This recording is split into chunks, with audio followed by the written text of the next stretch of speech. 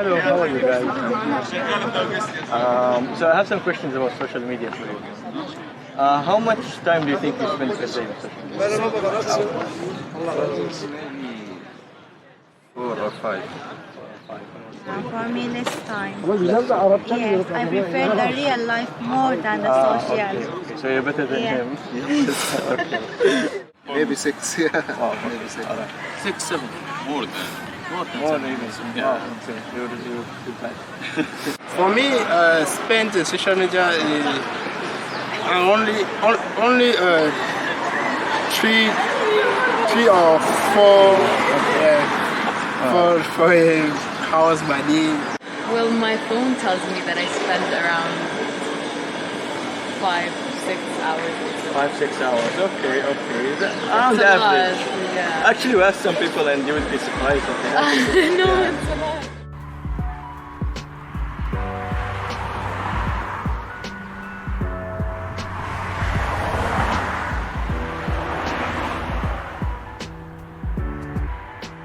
Do you think you can go for an entire week without using your phone? For that? Surely no. Of course. No. I mean, that's enough for me too. And do you when you get a notification, how much time do you think you can go without checking it? 2 seconds. 2 seconds. Wow, okay.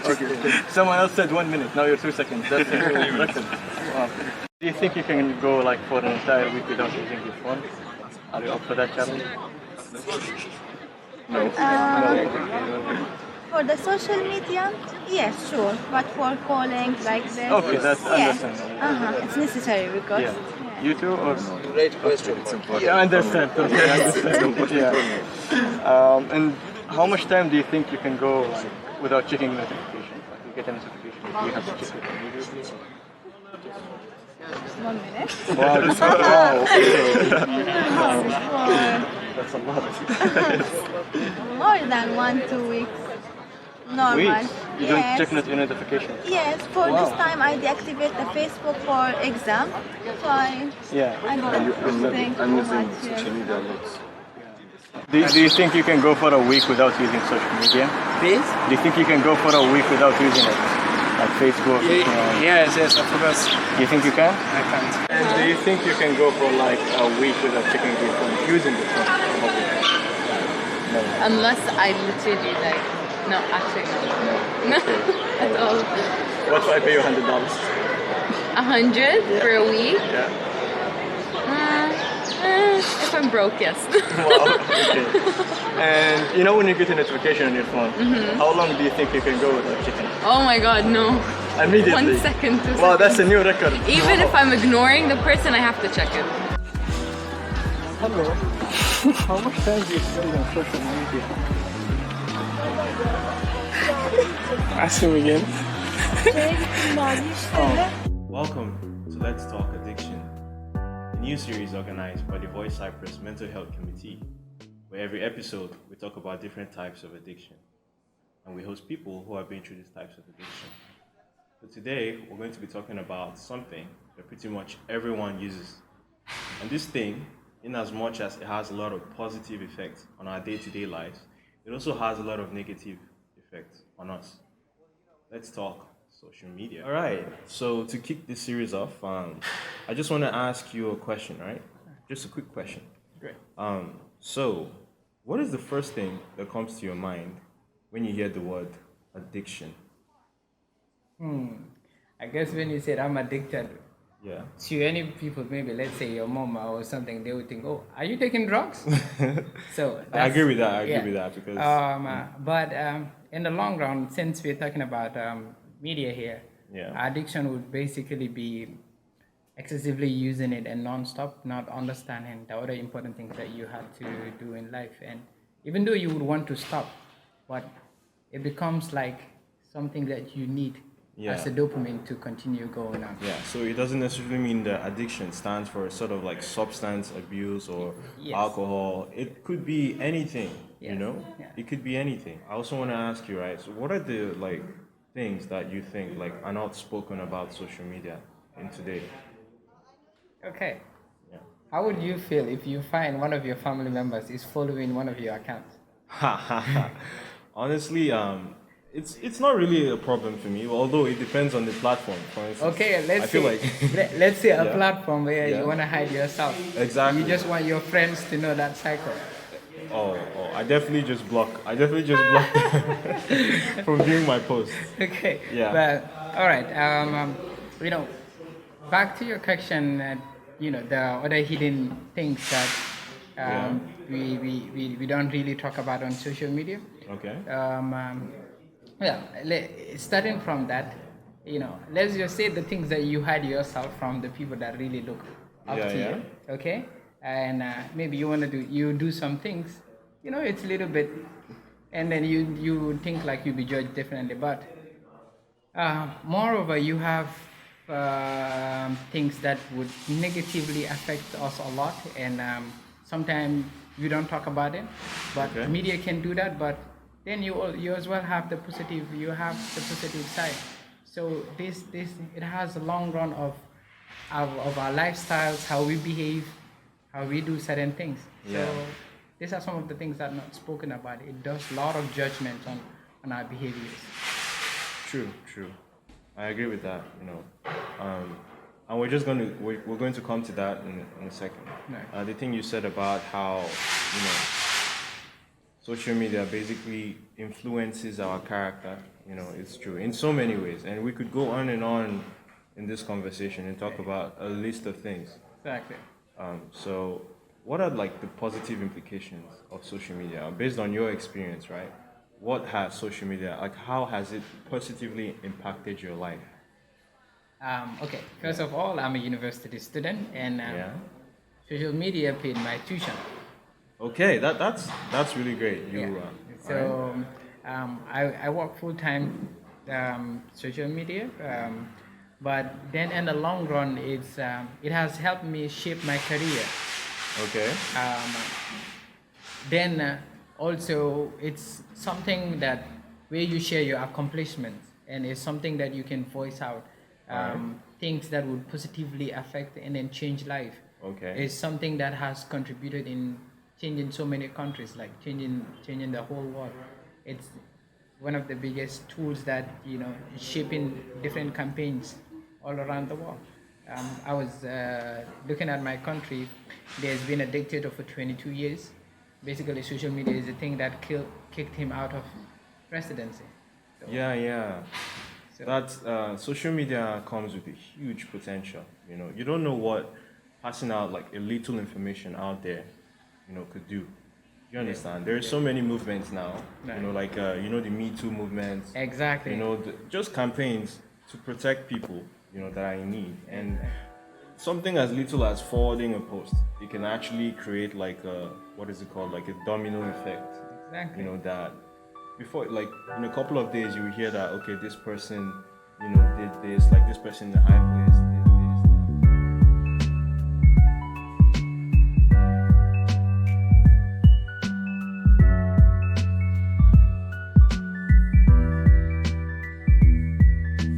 When we just pick up our phone, there's this feeling of, I don't know, it's like it temporarily, obviously, but it's like it's so soothing. You just want to keep scrolling it because you're seeing lots of content and it's so spontaneous, and it just feels like a brief relief, And do you think like this thing, like the effect it has on, like, for example, if like, as in like related to what I said earlier, someone who is going through something, it could be, a family loss, it could be trauma, something, and they just pick up their phone and it just provides a sort of, like I said, sudden relief from those feelings, and we get hooked on it because it's the same thing it gives us every time, So, what do you think about the connection to like, It's the fear of missing out. if you're missing out, right? Yes. That's what it's called, Yes. FOMO. Yeah. Fear of missing out, because then look at it in a way whereby you're having a conversations with people that are talking about something that's trending, and eventually you're with people and they don't. And let's say an accident happened or something bad happened on the street. First thing people would do is they would just try to get on there and just to share, so they would just get their So to attention. the next question now. So at what point should one realize that they are addicted to social media? When you wake up, first thing you do is use your phone, and Yeah. when you realize those notifications are not coming, Yeah. you're not reaching out to your phone,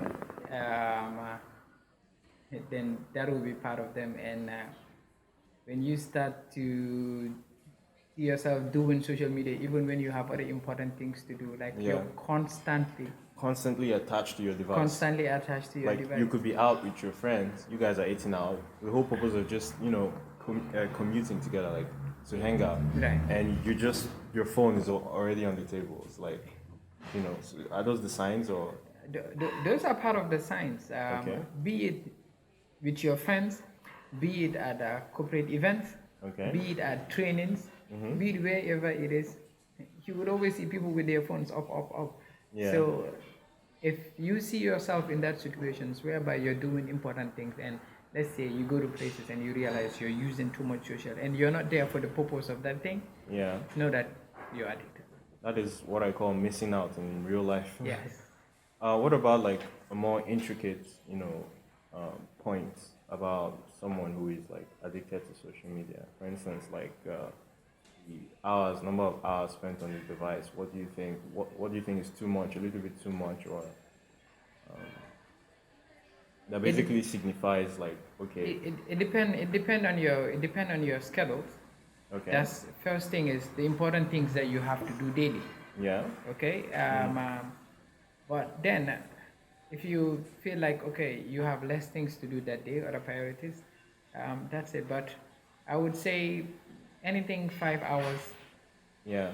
should be fine. But above that, a day, it's another thing. Interesting. Thank you very much. And I'm going to proceed again and ask you another question. Right. And it's more of like an advice from you, your experience. And how do you think we should regulate our social media use? Because the reason why I'm saying this is a very important section of the video, because from speaking from experience, right? Right. I feel like as humans, right, it's in our primal nature to want to socialize, to want to connect. Right. Do you understand? Right. And when you put social media into that picture now, right, I feel like there's just so many unresolved problems out there. It's like maybe you're going through a breakup, maybe you're going through maybe you got fired or something, or you're going through a kind of trauma, right? I feel like people tend to turn to social media as a means of an escape. What do you think about, because if it seems like these people, people like me, obviously, we don't confront this problem, right? We just look for excuses and distractions every day. Do you think this type of habit is good for us? No. What from my own experience, Yeah. okay, having gone through series of problems, Yeah. but Like we Just- rely so much on these No. apps Yes. rather than confronting our problems. eventually it's the people that I know that I can talk to outside the social media Yeah, cycle. yeah. Fix it. Exactly. Definitely not what I put on social media, but that's what happens to me. It doesn't mean everyone else says it's the same story. Exactly. Some people that's how it works with them. In that sections, if you also look at the other hand, like okay, getting rid of the addiction. You did make mention of that, right? Yeah. Like how to balance social media life. Did you mention that? I'm asking if your question contained both of the trauma side and. No, it's mostly about confrontation, right? Okay. Do you think that on a long-term scale, right? Do you Right. think that the behavior of relying on social media as a means of an escape from problems, trauma, whatever, do you think that it's good for us as people? Because maybe it could act as a temporary fix, right? In that moment, we just get distracted. We're not worrying. We're not stressed, because we're, interested in the next meme that pops up, which is good. It's actually good. It has a lot of positive effects. But we're talking about on a long-term scale, right? Your life, the quality of your life. You think that this is a good approach? You think that relying on, social media as a means to, just get like a fresh air or something, or do you think it's good for us as people? What do you have to say about that? What I have to say about that is, you have a lot of people online that might not know you 100%, and everyone have their own opinion.